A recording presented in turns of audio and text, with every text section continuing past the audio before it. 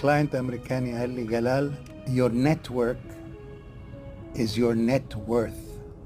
السر بتاع كل ده ان do what you love with a passion. لازم برضه كل واحد مننا يبقى عنده ميشن ستيتمنت وفيجن. نمرة 3 نو اكسكيوز. انا هاجي الساعة بدري ومش هتأخر 360 ثانية عليه. عامل حساب بقى ان الاسانسير ما اشتغلش، GPS ضايع كده. نمبر 1 ثينك كلاينت. كلاينت هو اللي بيدفع لي ايه؟ بس نمرة 2 mutual trust and respect are the basis of a proper working relation. لو ما فيش ثقة واحترام متبادل بيني وبين العميل مش هتشتغل. هذا تقول لي two wrongs don't make a right. That's true. مش عشان كسر عليا اروح كسر عليه.